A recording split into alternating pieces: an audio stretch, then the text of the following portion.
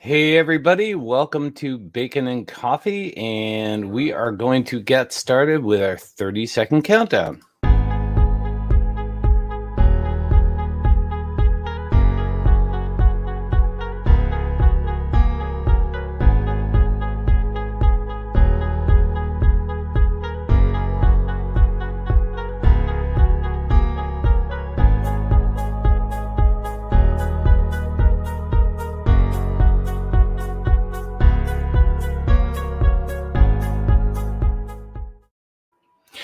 Hey everybody, and now it is time to get started with our caffeine jingle. Here we go.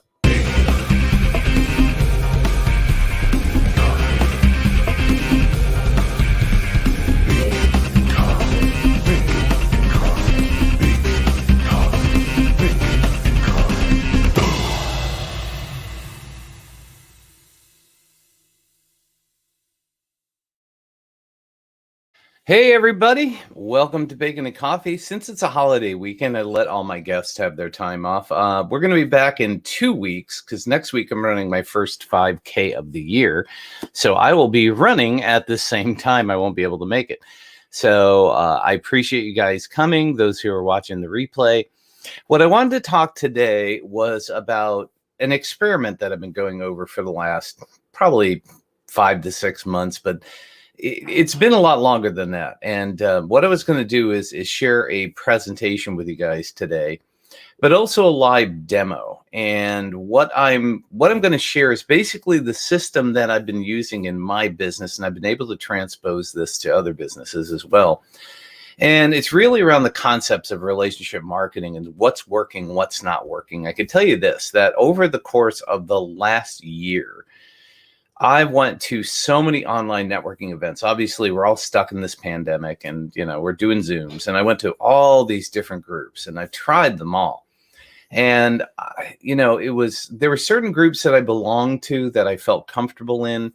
And then there were other groups that I got into, which had, hundreds of people in them sometimes. There was one group that I went to almost every other week or every week that had over 100 people online, and they'd send you into breakout rooms. You get to meet people, and that was fun. I also tried, some other sideline groups that I was invited to and checked those all out. And some were recommended to me, some found me, and I went to them. And again, it was cool.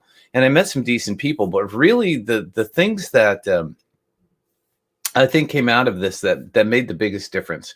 There were two things. One was called Lunch Club. Lunch Club is basically online dating for businesses. So you get this one-on-one thing that you can actually meet people who you probably wouldn't meet. And they basically, you say what you want to connect up with and how you want to connect. And then they give you the opportunity to have a meeting with them. And you meet online for 45 minutes. And there's some really amazing people that I met through this. And that was one of the things that really worked. And the second thing I discovered was something called Blinkist. And Blinkist was this, basically what it is Cliff Notes. If you haven't seen it, you can check it out. Go to brianloves.info/Blinkist. Everything I have is brianloves.info, and you'll see a products tab and everything's in there. But the key thing about Blinkist is what Blinkist does is it gives you audiobooks in 15 minutes. So what they're doing is they're giving you kind of Cliff Notes of audiobooks. Since the beginning of the year, since January 1st, now it's Memorial Day, it's almost June 1st. Since that time, I've listened to over 250 audiobooks. Some of those books have actually expanded out and bought the full book and listened to the whole thing. And the reason that I was able to listen to so many is because what it does is, say you pick a book on, you pick the 4-hour work week. What it does is it plays you the 4-hour work week in 15 minutes. And then it goes to another book that's related to it. And I apologize about the dog bark. Nothing I can do because she's seeing probably somebody delivering our Amazon order. But so what it does is it basically leads you down a bunch of rabbit holes. And what I was looking for this year was trying to figure out how to market differently. I mean, because there's so many people out there doing the same thing, and people are, attached to bright, shiny object syndrome. They're looking for the easy button. And I actually have one of those, by the way. It's right here. It's an easy button. And all you do is you press this button, right? And it goes, that was easy. Right? That's it. And then when you have that easy button, then all you have to do is hope for cha-ching. Oh, look at that, a green screen through a green screen. That's cool. But anyways, that's what everybody's looking for, is this easy button. And what I found is that, there are ways to simplify things, but especially in the B2B space, it's not easy. It takes effort and it takes some time. And so, everybody says, 5 easy steps to this and 5 easy steps to that. I write those blogs, I do those podcasts, and, I try to take pieces of it. But the journey that I went on in Blinkist and the thing that I learned over networking last year is that there are certain mindsets that we have to overcome. And the people that we're talking to and the people that we're marketing to have mindsets that we need to overcome. So really, if you were on a couple of weeks ago and you haven't seen it, go check out my interview with Jeff Herring on Bacon and Coffee. You can go to li4sales.com. I'll put up all these banners later, but it's li4sales.com. And in there's the LinkedIn Lives, and every single one I've ever done is in there. And so I talked with him, and we kind of went down a path of the psychology of marketing and the psychology of content. And that's what I've been studying. So what I've done is I've kind of culminated that into a presentation that kind of explains it a little bit and gives you a little bit of an idea of how it works. But there's so many different concepts around marketing, mindset, the brain, and how the brain functions. I mean, there is just an immense amount of things that I was able to listen to, and I've kind of culminated this into something. And really what I was looking for was, last year was uber successful. And I was trying to figure out why. What made the difference? Why did everything work the way it did? I mean, I had a lot of pieces in place that I built up over the years. I mean, if you haven't heard Marla Tabaka, we talked about mindset. Mark S.A. Smith comes in with a lot of different pieces. There's a lot of good, interesting things in there. But the key thing is what made the difference. And so this is kind of a culmination of the marketing mindset, working in the brain, networking, and the psychology of marketing and the psychology of social media and all of those kind of things. So that's what this presentation is going to be about. So what I'm going to do is I'm going to switch over to presentation mode, and I'll play the slides. I'm going to do a live demo at the end. And the live demo will be, some of the tools that I use to actually accomplish this and how it works. And so I want to let you inside the system that I've created and kind of give you an idea of how all of it works. So bear with me 1 second here while I do some shuffling of some screens. Move this over here. I will hit this and see if I can show this. And I think that is showing. Nope. Let's do this now. Here, let's see. Add the stream. There we go. And let me make it, I'm going to make the full one here. There we go. Okay. So let me hit, and if anybody's online, if you could say you can see the screen, okay, that would be awesome. If not, I'll just take my stab at it. So I'm not seeing any comments, but yeah, I should be able to see your LinkedIn comments if you do. All right. Well, I'm just going to go for it and just hope that everything's working. It looks like it is. So let's go ahead and do it. All right, so before I get started, let me get a sip here. Okay, so the title of this presentation is How to Turn Your CRM into an ATM, or How Can Your CRM Be Like an ATM? And, it sounds a lot like hyperbole, right? I mean, it's one of those, again, it's that simplified thing. But what I'm here to tell you is through, some of the techniques that I'm going to show you today, this actually worked.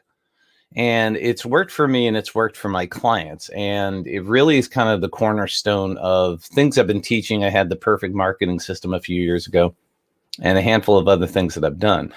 So, but it actually did make a company over $1 million.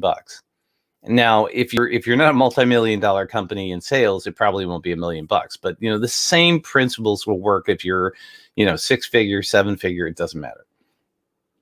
Here's the thing: is over 2020, I put together a case study that talked about, how we were able to amplify messages and how to reach people, and it was built around LinkedIn. But this kind of works in a various different platforms. It's not necessarily limited to LinkedIn, but LinkedIn makes it great because this is a company with a sales team and actually multiple companies that I've done this with sales teams and, that are trying to get their messages out there in the middle of a pandemic when everything is falling apart. And really what we did is create something that was a system that made it easier for them to bridge the gap between their marketing and sales. And so what we did is we were able to use different profiles from within a company and then their social media pages like Facebook, LinkedIn, Instagram, Twitter, Google Business, and basically create engaging content. And this engaging content was stuff that was educational. It was not salesy. And I'll explain that a little later. But the bottom line is all of that led back to their website. And what they were able to do is then capture leads from that or embrace conversations. You know, sometimes they would capture leads and the leads would be current customers. And then we get leads from a variety of different places. I mean, we all do. You know, we get them from phone calls, emails, texts, smoke signals, you name it. You know, they all come in a lot of different ways. But the key thing that we're trying to do is find a way to create a conversation between a human to a human. And that's essentially what we did. So by dragging people back to the website, and I got another presentation I'm working on, which is a 5-parter. It talks about, you know, how to get people to dig into your website, how to, you know, talk to them in the way that they want to be spoken to and those kind of things. But, you know, the key thing is creating content that you get people to actually want to read. That's not overbearing. That's not super, super long. And then, you know, when they get into that website, will they fill out the contact form? Will they hit the pop-up? Will they download something? That's essentially what we tried to do. So the outcomes in multiple different cases, you know, whether it was, you know, 1 or 2 or 3 or 5 companies, and mine wasn't quite this big, but it was pretty close. Almost 1,000 leads over the course of a year. Now, if you think about that, that's a lot of leads, but you know, that basically is 100 leads a month. It's not that bad. It's 100 contacts with people. That is not a big amount of people to come in. And it could be the same person 5 times or 12 times, you know, but the thing is that it's not that big of a number, you know, when you break it down month to month. Out of that, you know, closing about 25% of those. So somebody sends you an inquiry and, you know, they're price shopping, you're not going to close it. But there are ones that are super simple. And that is somebody's already doing business with you. And some of the stuff that you send reminds them, you know what, I need to check this out, or I forgot to order this, or I'd really like to learn more about this specific product.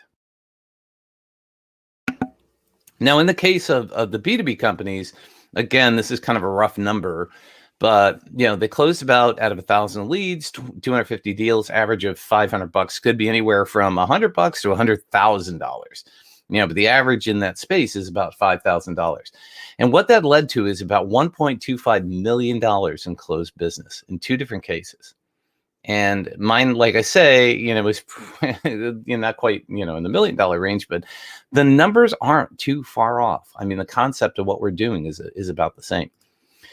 And that led to $1 million in sales. So your CRM can be an ATM.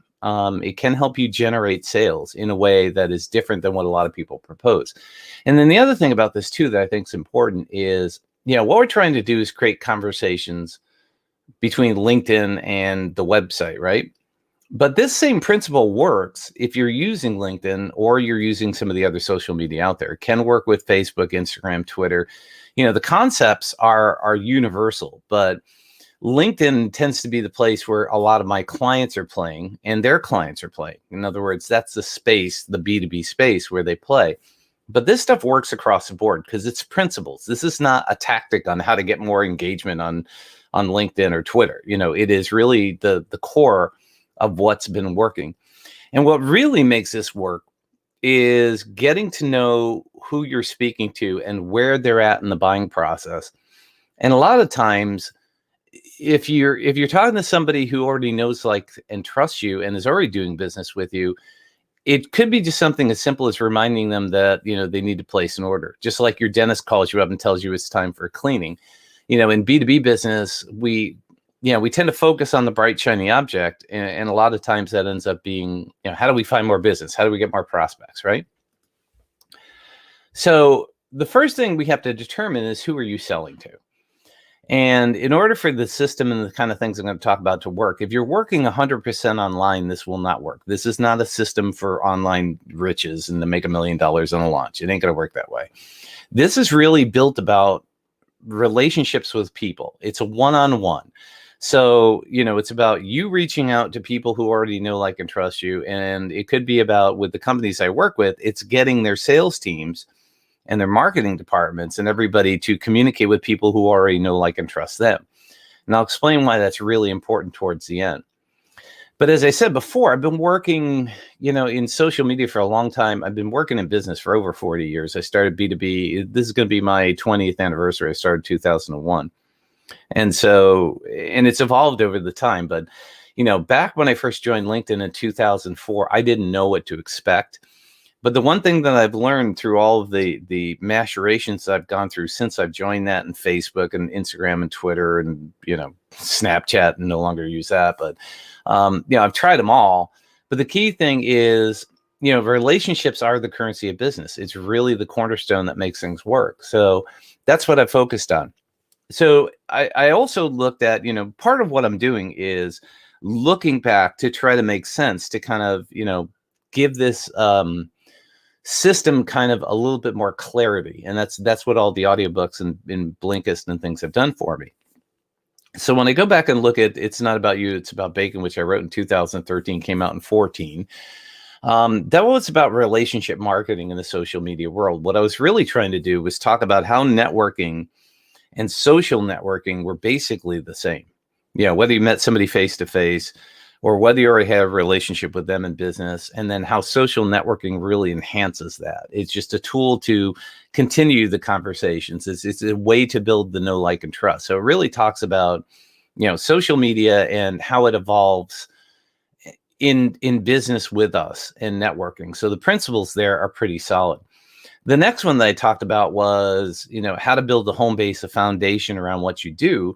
And this started with having a killer website. Last week, I was actually banned from Facebook for a couple of days, which, it was for a graphic that I posted a bunch of years ago, and it was a motivational quote that they deemed bad. And so, I lost my ability to communicate with anybody on LinkedIn, or Facebook, for a handful of days. What would happen to your business if all of a sudden all your social media was shut down? Because that can happen. It's not likely, but it can. And it could be something stupid. It could be something vicious. It could be that they all go away. Who knows?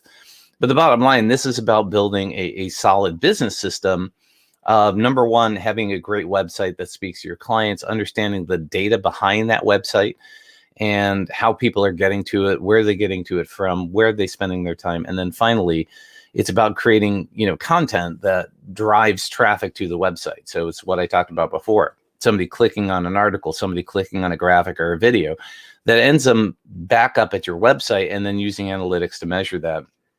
And then the periphery around that, the distribution, happens in multiple places. It can be video, it can be social media, it can be blogs, it can be podcasts, it can be print media, it could be smoke signals, it doesn't matter. But basically taking and amplifying that content so it drives more traffic to your website of people who know, like, and trust you.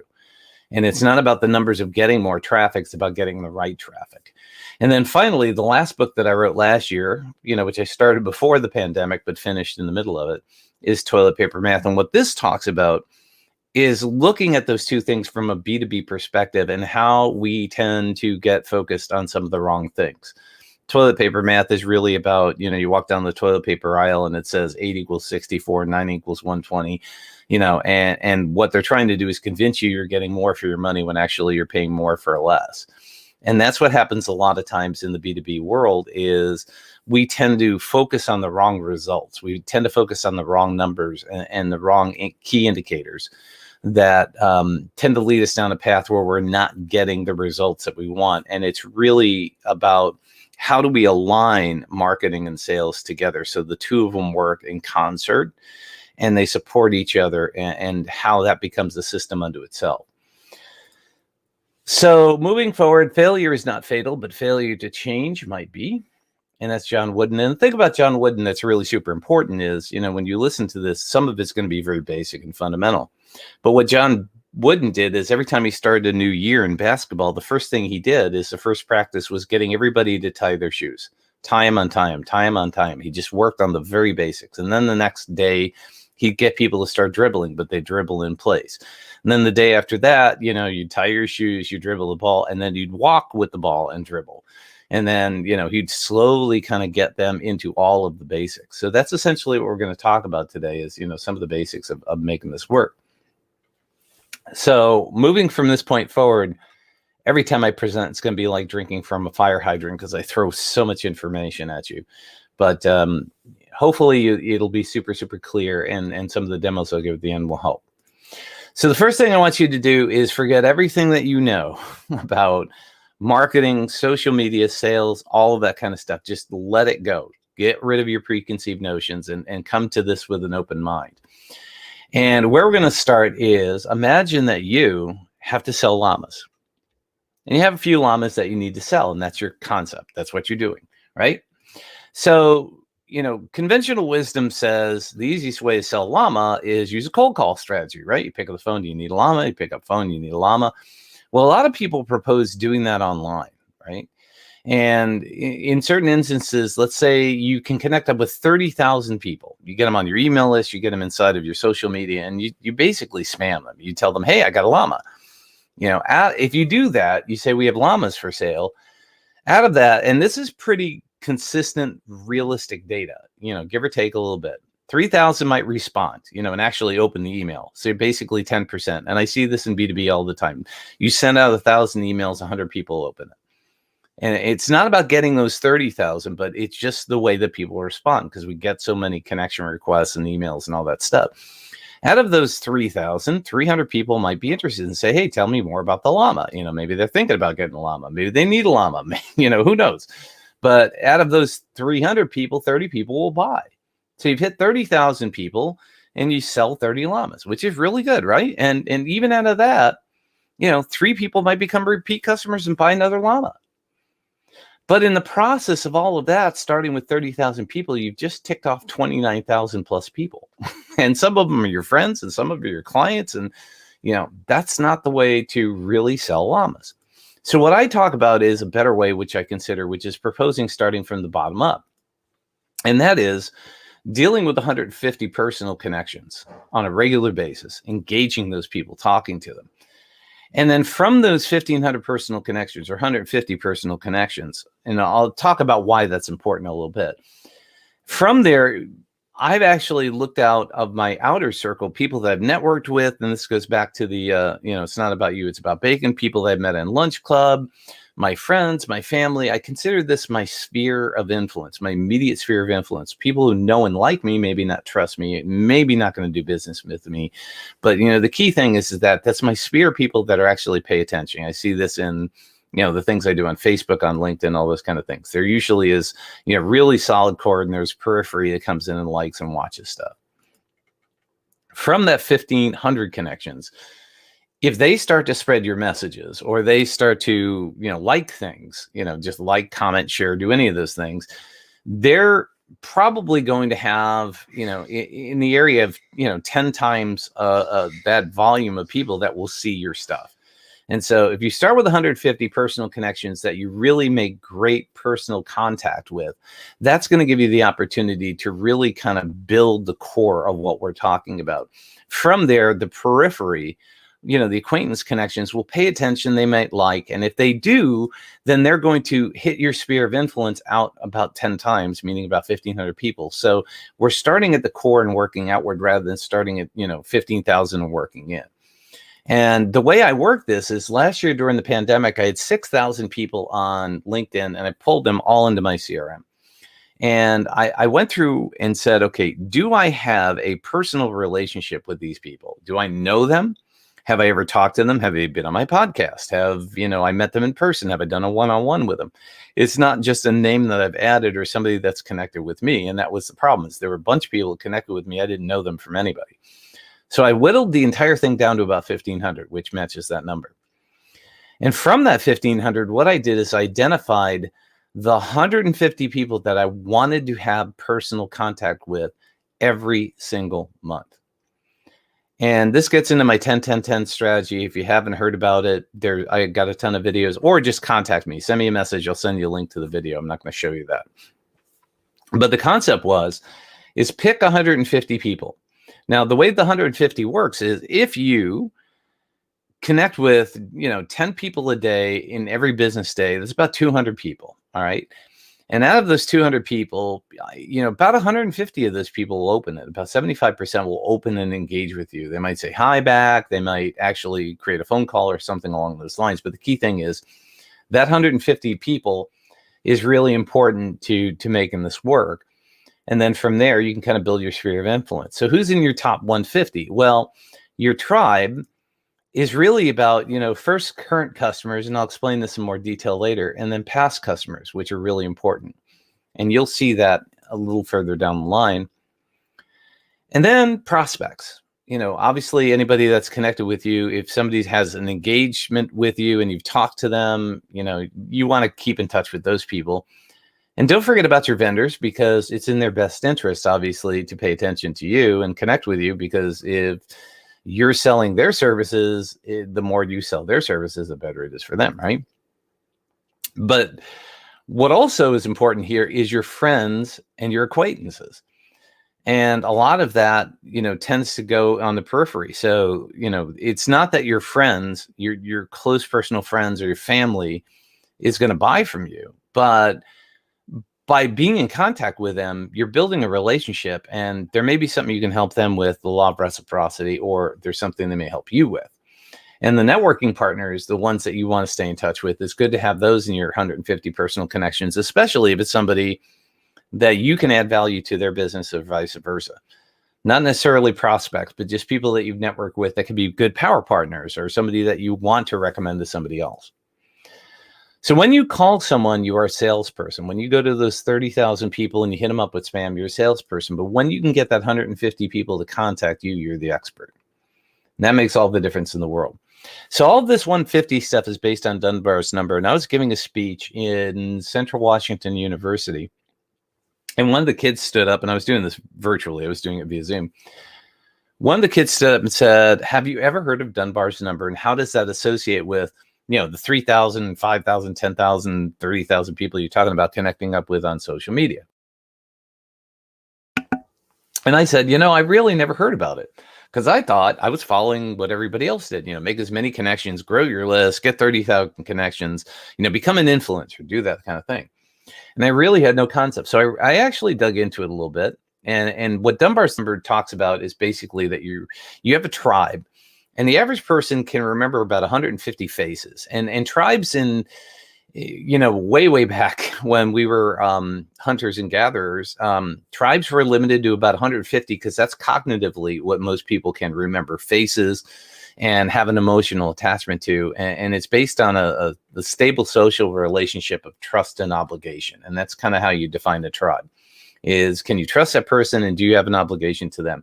And the way it works in the tribe is, you have somebody who makes fire, who's good at making fire. But then you got somebody who hunts, and then you got somebody who actually cleans the food and gets it ready to cook. And then you get people that gather, fruits and vegetables, and then you get people that prepare meals, and then you get people that fix huts, and then you have the leader, you have the king, and then you have, the pawns. I mean, your tribe is based around everybody working together in one way, shape, or form. Doesn't necessarily mean that, everybody has to have their slot and anybody's more important, but the tribe is basically a culmination of a bunch of people that do different things. And this is especially true in primates. Even today, with primates, is they have the ability to have a tribe about 150, depending. And the key thing about it is, if they recognize the face, then there's a feeling of love and compassion and empathy and things of that nature. But if they see a face that they don't recognize, they have fear. And the reason they have fear is because they're afraid somebody's going to come in and steal their banana or something worse. So that facial recognition thing works in nature, and it also is embedded in our brains. And that's why that 150 is so important. On top of that, when you sit and look at your real inner circle, 60% of our time is spent to our 5 closest friends. And that is, the key thing is you don't want to become best friends with your clients. Nothing wrong with that, but your friends will listen to you, help you work through problems, those kind of things. So we spend a lot of time with them. But if you reach out to people, you give them that opportunity to say, this person's okay. And that they just, so what we're trying to do is not necessarily be their closest friend, but let them know that we're there for them if they need it. And this also works in the business environment. Gore-Tex is a company that makes, obviously, fabric. And what they discovered is that 150 people inside of a building is the best way to get the most efficiency and build the best working relationship between a group of people. And what they did is they figured out that if they built a parking lot and a factory that had 150 parking spaces, as soon as people started parking on the lawn, it was time to create another factory. And that's exactly what they did. They had limited every factory to 150 people. So there's a lot of good information about that. So with 1,500 people, you're an influencer, right? And that's what we've been taught. You be an influencer, get out there, get noticed, write a book, do all these things. But what I've been focusing more on is how do I focus on that tribe? And what's funny is a lot of marketers out there are trying to use those numbers, right? It's get 30,000 people and you'll be rich. No, that doesn't work. And the other one, here's one that says, I've completely stopped cold calling and get 150 prospects. And here's the thing, that sounds like it's the right thing, but the bottom line is prospects are not in your tribe. They don't know, like, and trust you yet. And frankly, that's not how it works. That's not how any of this works. And the other lady says, I defriend you. And that's what happens when you go out and spam, 30,000 people, or spam your friends, or, and what we're really trying to do with this whole thing is we're trying to use our network to attract the right people into our network, right? People that we can help, people who can help us. And, what you have to understand is, there are two sides to a magnet. Are you using the right side of the magnet or the wrong side? If you're using the wrong side, you will repel people. If you use the right side of the magnet, you will attract them. And so the key thing is, in your world, what is the right side of the magnet? The other thing that you have to understand too is that in business, if we're talking to consumers, it's very different. And that's why I said if you're selling online, it doesn't work. But if we're talking to businesses, their businesses are complex. And there's not one simple, easy solution to everything that they've got going on, because businesses, especially during the pandemic, we're talking about people problems. You couldn't have people come in your office. Now you're getting everybody set up remotely. And, a lot of companies I've talked to said, our salespeople like working remote. They want to work from home, and they have these office buildings, and, it's paid for. And, they've got to, they're not coming in. So they got people problems, supply chain issues right now, new technology coming in. And, the average mindset is in business is create a funnel, email people, social media, video sales letters, get that stuff out there, and you'll build customer bases. But in reality, business is way more complex, and they have complex problems. And what you're trying to do is find one problem and put in the simplest, easiest solution for them. And, but if you solve one issue, there's many implications to it. If you solve a people problem, they can cause other problems. So, it's a complex strategy and a complex thing that you have to do. But the key thing that you want to do is find the right person and basically understand their mindset. And they have to have the mindset to want to change and take action. You want to spark their interest and then control the narrative and get them to listen to you. You need to listen to them, but you want them to listen to you, because, a lot of times we have to change the way that people think, because especially in business, the lead times and getting people to actually make change is much slower than consumer wise. So what does this do and why is it important? Well, number one, what we're trying to do is get people's attention and let them know in short spurts what we do.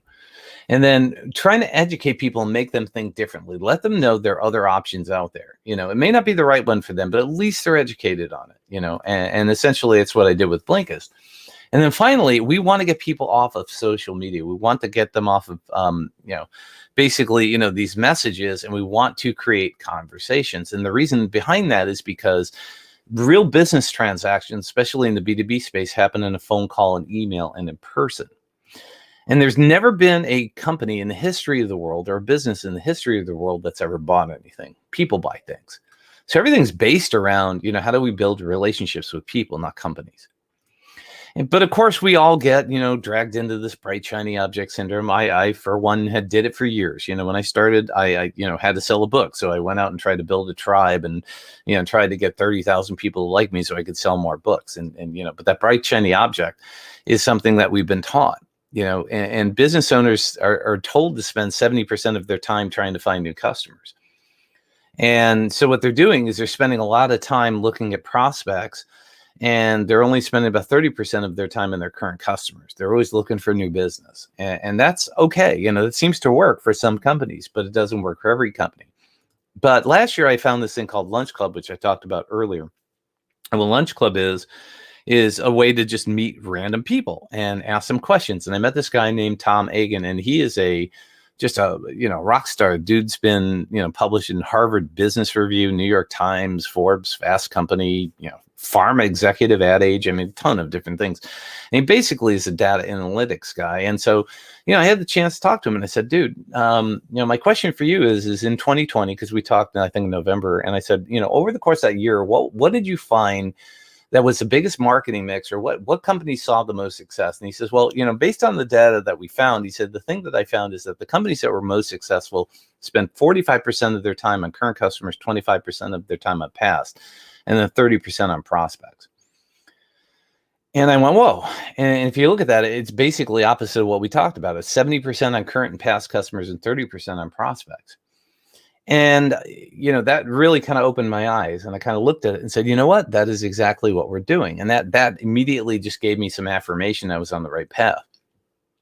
And the other thing I've talked about before, which you may have heard or may not, is the open buying process. And this really kind of builds into this. And we're going to talk about selling llama food. So imagine O is oblivious. Somebody is, completely oblivious. If they have sheep, they're not going to buy a llama.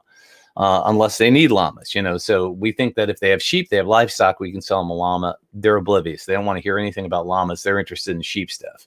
All right. People are pondering. They're thinking about getting a llama, but they're not quite ready to get it. All they need to know is that you sell llama food. The people are engaged. They're taking selfies. They're going to pick up the llama. They're going to get the llama. They know it's coming. They need to be educated as to what kind of food you sell, what are the benefits of it, nutritional value, how you deliver it, what makes it special, all that kind of stuff. They need to be educated about what llama food is and how it works. And then finally, those are the people in need. They got the llama, they need to get the food, or the llama is not going to survive very long, or it's going to run away. And they may need accessories like llama coats, llama hats, whatever it is. And a lot of times in business, we tend to focus and say, okay, we're here to help other people make money. I make that mistake too. But really what people in business are interested in is time. They want to solve problems so they can spend more time with their family. They want to have more relaxation. They don't want to have to stress at work as much and work as hard. It's one of the biggest challenges in mindset is people tend to work too hard to make their business grow. But if you can help their business grow and give them more free time, you're really giving them more than they're asking for. So the key thing that you have to do in order to make this work is what I call the Vulcan mind meld. And that is you have to change the narrative inside their head. You have to basically understand what they're thinking before they can express it to you. And then you have to basically give an opportunity for them to echo it back. And that's what the Vulcan mind meld is. You need to be one mind together. And so what you have to understand is, number one, what keeps them up at night? What's the big problem? Time versus money, as we said before. They interested in the time, they interested in the money. They might be in both. It's hard to say. But you have to understand what the problem is. And then what's their pain? How does that problem affect their life? What is it doing to them? The next thing is, what is your aspirin? How can you relieve their pain? And then finally, what makes your proposition better? What makes your aspirin better? What is your value proposition to them? It's a great quote from a guy named Jonathan Haidt, who's a psychologist who talks about, tribes and marketing and mindset and all these kind of things. And he says, love and work are to people what water and sunshine are to plants.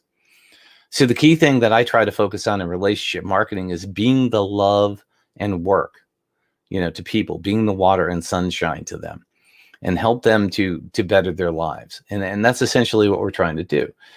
So the key thing that you want to think about is your network is your net worth, right? And so how do we kind of master that? How do we get our arms around it? And the key thing that we're trying to do is, how do we create more interaction with the people that are in that 150 and that 1500 range of people that we were talking to? So what I want to do is kind of give you a live demo, and I'll come back to this at the very end. All right. So I'm going to jump here to LinkedIn and kind of show you a couple of tools that I use. So for example, Ron is a guy that I know, and I know I'm connected to him first, but let's say, I'm going to look up Jeff Herring.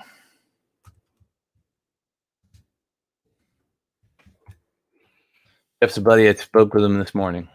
Okay. So Jeff is a guy that I already know, and there's a couple of tools that I use. There's actually 3 different tools that are kind of semi-important. The first one is Nimble, and Nimble has a tool that Once I open this up, it's got a plugin that if I go to Jeff here, I can actually pull up his info, and there he is, and I can pull up his record. Okay. And so if, I could say right here, I spoke to him, today about webinars. Okay. What I want you to understand is by doing this, by having Jeff in here and utilizing this tool, I'm basically adding a note, but that counts as a touch. That means me and Jeff connected today. He's one of my 150, and I had a conversation with him online. And so I can keep notes on all that stuff. If I don't know somebody, let's go look at Jeff's connections and see if there's somebody in here that I kind of know, but I'm not connected with. Okay. Like, for example, Brendan Burchard, I know, but I'm trying to see if there's anybody else that's a little bit closer to home. Mari Smith. These are some pretty big people, which are cool. He knows a lot of good people that he's connected to. Trying to see if there's anybody pretty, in the middle of the food chain that I know, like, and trust, but I'm not connected to here. So bear with me 1 second while I look through it, and I will find somebody sooner or later. I mean, when somebody's got 1,000 connections or 500 connections or something like that. But let's just go with Brent, okay? I'll just pick him because I don't know him. So here's an example, and I'm going to connect with Brent, all right? And, so I can send him a connection message and say, hey, Brent, let's connect. But let's just say, I'm trying to follow him. So what I'm going to do here is I'm basically going to go back to Nimble. All right. And I'm going to grab his info here. And what this is going to do is allow me just basically to add him in. So I'm going to add him in. And now I can click on him. And I'm just going to go ahead and grab his LinkedIn. And this tells me if it's there or not, but I can go add him to LinkedIn. So what I'm going to do is edit Brent, go down and add his LinkedIn in, and hit add LinkedIn. And now that is saved. And if I had his phone number, email, let's say, he's coming on my podcast or something, I can also put in, he doesn't have a company that I can see. Let me see. Okay. Senior manager, member engagement, crossover health. Okay. So that's where he's working. So if I wanted to, I could go up here and say, okay, crossover health. Okay. And he is again, just a little copy and paste here. Senior manager, membership engagement. Okay.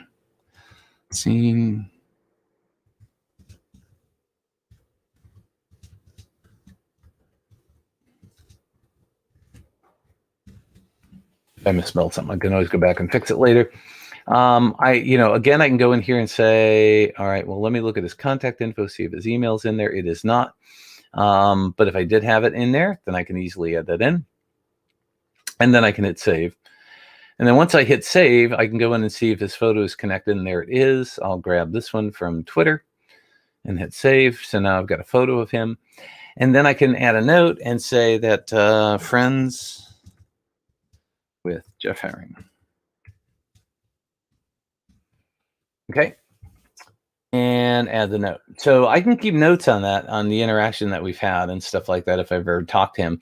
The other thing I could do is, if I had his email, I could send him a message or I could schedule something with him. But the other thing I could do over here is mark him as important. If I mark him as important, now all of a sudden he's added into my CRM as somebody that is in my top 150. He's in my tribe. And I'll show you how that works in a minute. The second thing I could do with Brent is I can go back here and just go ahead and close that. And I can use a tool called Crystal. All right. And Crystal will actually show me Brent's personality. And so from Brent's personality, I can get a sense of what he is. So he is kind of a driver up here. So he's kind of a DI, a dominant driver, and tends to move quickly, make decisions. So I can actually take this if I want to and save it and export it as a PDF and add it to his profile. But it gives me, if I'm going to talk to somebody, it gives me a bunch of information. Now, this is about 80% effective. And it's really, when getting into the mind meld thing that I was talking about before is, you get to understand a little bit of how they work. And they gather this info from the interwebs using a disk system. Basically it's a public domain disk type system that allows people to look at that. But at least it gives you some degree of understanding how they think and what they do. This gets into the psychology side of what drives them and what's important to them. So when you're talking to them, it's not to be manipulative. I know a lot of this works in NLP too. But you can use NLP to echo things back. But the key thing is when you have a sense of how somebody thinks and what's important to them, it's much easier to communicate with them. It also helps you figure out whether they're a good fit or not. And I've used this on various different things, but now he is saved in Crystal. So if I go back to Crystal here and hit refresh, let me go find my Crystal. It is right here. And that'll take a second here. Oh, of course, it's going to make me sign in. So bear with me one sec here. And I'll sign in. And so here, and hit autofill. And sign in. There we go. And so now I can, so now it tells me, it gives me all kinds of stuff, giving a pitch, how to make a sales pitch, all that kind of fun stuff. But if I go to profile here, it'll show me my profile, and then I can go look at people. And just click on Crystal. I can just search for people, and there's Brent. And so now this shows me, he's ambitious, confident, determined. It shows us where we're competing against each other. Here's the map. I can look at disc. I can look at his disc, my disc. There's a bunch of different things that you can look at here. But now jumping over to Nimble. Okay. There's Adam, which I showed you in the presentation. Going back to Nimble, I can easily go into my contacts and look at all contacts. Let me go back to the list of everybody and look at all contacts. So this is my contacts. And as you can see, I wasn't kidding. Got 1,532 contacts, right? And if I decide to go to that 150, I mark them important. All right. And these are alphabetical. So I can find Brad down here somewhere under Brad Bear. He should be in here somewhere. He's been added. I'm pretty sure he has. Let me go back to LinkedIn and just double check that. Okay, let's go back. Go here. Or Brent. I didn't. See, that's why. I didn't mark him as important. Okay, so now he's marked as important. And let me go back here and hit refresh.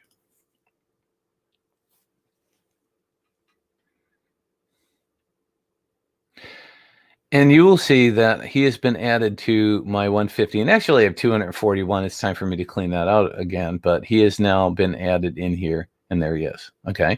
And now I could tag him. And I could say, what he's, how do I know him? And so, for example, anybody that's on Lunch Club, I can just go look for the tags of Lunch Club here. Show more. And go to Lunch Club. There we go. And so this is a list of all the people. Let me just get rid of tags there. These are all the people that I've met in Lunch Club that I basically have kept in touch with. And then Chuck has turned into a podcast guest and also was on Lunch Club. And so was this guy, Walters. This is a financial thing. But these are all people that I've met on Lunch Club. And, not everybody do I want to stay in touch with, right? That's why I got to go clean things out because I've been adding more people in. But the key thing, if I go back to marked important, that's how I signify. And so the key thing with this is every single one of these people, roughly about 200, because I do 10 people a day. And it's actually 20, there's 22 days in a month work days. So I can actually have 220. But even if you just knocked it down to 150, even if you knocked it down to 100, it's up to you. You can easily go in and simply, click on any one of these people, and I can just sit here and say, okay, let me write a message and, or make a note to that person. So let me click on Al. And if I want to send him a message, I could send him an email, but this also shows me all of the, interactions that we had. The last time I talked to him was March 29th. There was 10/7, so we didn't touch a lot of base in 2020 because we couldn't get together. But this shows me the last time I connected with him. And if I want to send him a message, I could simply sit here and say, Twitter, DM, Facebook message. If you have the Facebook, you can do it right from here. And I could send him an email and it pulls up the email. And if I have, a template, I can do my 10-10-10 template, which is down here. And proceed. And when it says, hey, Al, it's been a while. Want to reach out to say hi. Hope all is well. Let me know if there's anything to help. Take care. So if I want to add my signature to it, I can. And it just makes it that simple. What I can do is every single morning, I can go through my list and either by feel or by, starting alphabetically, however you want to do it. Pick 10 people, send them a message, Facebook message, LinkedIn message, whatever you want to do. Some you can do from within here, some you can't. But the key thing is that, staying in touch with those people actually allows me to engage with them. And there's Layla saying hi to everybody again, because I think our groceries have showed up. The last thing I want to talk about before we finish up here, we got about 10 minutes, is Plantable. So let me go to Plantable, and I'm going to go here to me. And inside of here, what I've got the ability to do is create, the three things that I like to do are awareness graphics, and then my podcasts, and then my blogs. And those are the things I generally set out. And I have the ability to put it out to my personal profile here. And then I also have, so for example, here is LinkedIn, and then this is LinkedIn, the Bacon Podcast, and this is the Bacon Podcast on Facebook, and the Bacon Insiders on Facebook, and there's B2B Interactive Marketing, and my author speaker page, and there's, all these different pieces. So I could take these graphics and throw these up. And these are what I call awareness graphics. And then, so there's a ton in here. It's going to take a while if I turn off awareness graphics. Oh, wait, here we go. So here's like the most recent interview that I did. And this was shared to LinkedIn already, and that was sent out on the 27th.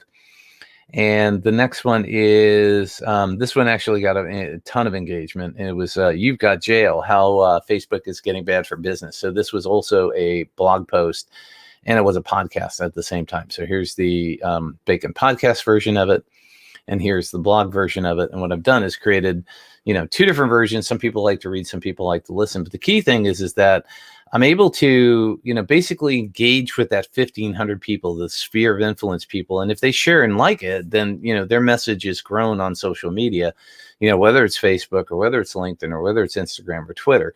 But basically, it's creating content that gets out to that sphere. So I'm doing one-on-one touches. And those people who, the 150 or the 200 or 41 is what I had, they're still getting these messages. They're still connected with me on Facebook. So they're I can talk to them, and then they'll see a graphic. It's like, wow, okay. Or maybe I can send out a graphic and they see it and they connect with me. Hey, let's have a convo. The concept is staying close in touch with that 150, your tribe. And then really, the 1,500 that I showed you inside of here, if I go back to all contacts, out of this 1,500, these are the 1,500 people that I want to pay attention to, because in one way, shape, or form, they could be, people that have been to my people that I've met, just business card. If I click on business card, these are all people who have gotten their business card at different meetings and things of that nature. And if I turn that off and go look at, client past, I've got Doreen in here, and she's one of the past clients that I've been, staying in touch with. A lot of my past clients have come back last year, which is awesome. But I can also go look at people that I've tagged in the CCOB network. These are all the people that I network in one particular group. So I can easily look at these people, and you can see, Steve Jaffe is one person, Ellen and Lewis. These are people that I stay in touch with. Not everybody inside of this group is somebody that's in that inner circle. And so that's essentially, the big picture system of what I'm talking about. So I'll go ahead and see if there are any questions. I'll switch back to me now.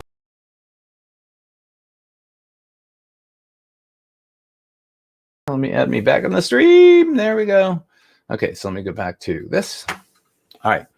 So I'm going to pull this back over here and see if there are any questions. I'm not seeing any questions in the chat window.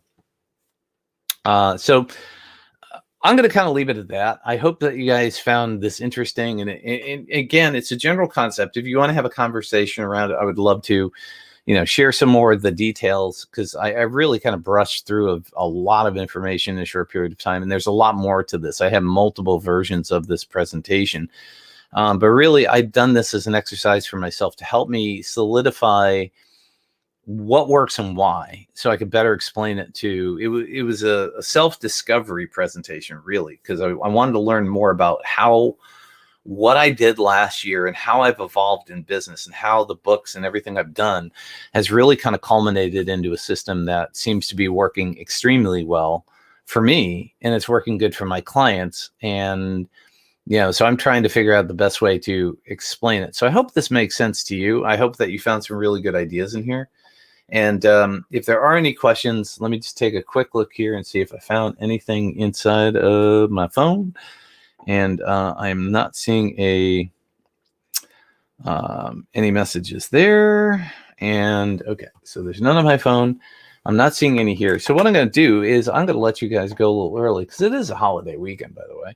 So I want you to go have some fun, go spend some time. Hopefully you've been safe and can get out and meet with some family and friends in a safe environment and enjoy the holiday weekend. I think we're finally starting to get back into the world. I went to my first live networking event. I spent some time at my customers, and even though everybody coming in was wearing masks, it was still it was nice to see their business filled with everybody. I mean, they had we did a video shoot and a photo shoot, so they had all of their salespeople and all of their staff come in a couple of days.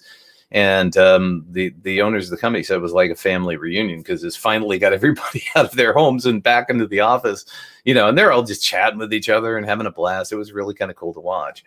And so things are starting to loosen up. Things are starting to get back to normal. It's still, I still think we're a ways away, but, get out there, be safe, do what's right for you. That's the bottom line. But I hope you guys have an awesome holiday weekend. And remember, I'll be off next week. And so we'll be back on the 12th with our next guest expert. I believe that's Jeff Herring, if I'm not mistaken, second week. And then we've got a couple other guests, Craig Lauder and Bob Shears are the next two. So we'll be talking about content and then sales and then PR. So I hope you enjoy this. Please come back. Thank you guys for your time. I'm going to leave us today with our wonderful, bacon and coffee, caffeine boost of bacony goodness jingle. You guys have a good one. Thanks.